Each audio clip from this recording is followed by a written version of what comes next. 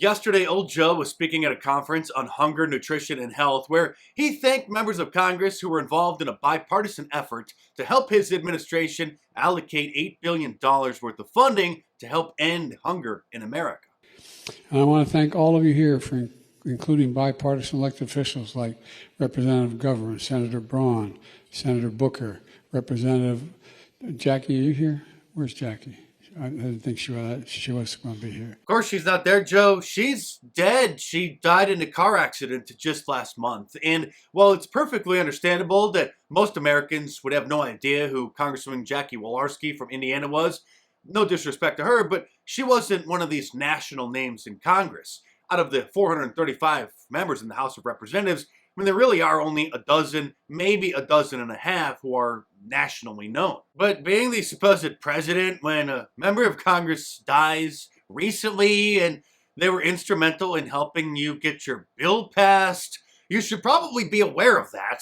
Come on, man. And after that little gaffe, Old Joe's spokeswoman, Karine Jean-Pierre, the black lesbian immigrant affirmative action hire who replaced Jen Psaki after she left the sinking ship, was asked, what the heck is going on? The president appeared to look around the room for an audience member, a member of Congress who passed away last month. He seemed to indicate she might be in the room. The president was, as you all know, you guys were watching today's event, a very important event on food insecurity. The president was naming the congressional champions on this issue and was acknowledging her incredible work. Look at how embarrassed she looks of herself. Of course, she can't admit to the American people that the president has dementia. Perhaps the most surprising part of this whole disaster is that it wasn't Fox News' Peter Doocy who asked her about it. It was a reporter from ABC News. Of course, the big news yesterday and maybe today, if the media can stop complaining about Donald Trump for just a few hours,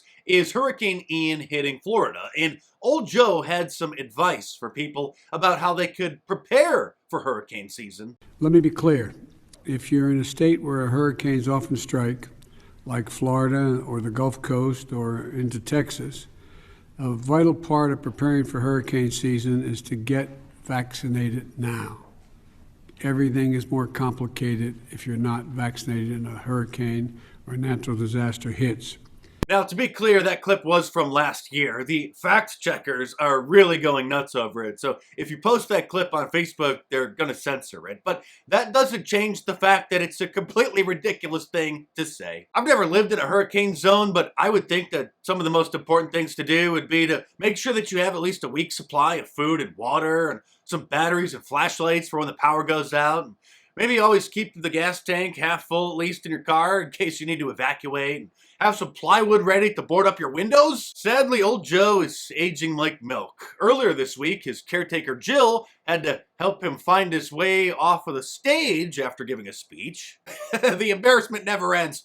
Seriously, it never ends. The best way to get something done, if it holds near and dear to you that you like to be able to, anyway. From Charlotte, another line going from in Florida down to Tampa. Of Putin's kleptocracy, yeah. The idea that Los Angeles and what am I doing here? And who could forget this classic?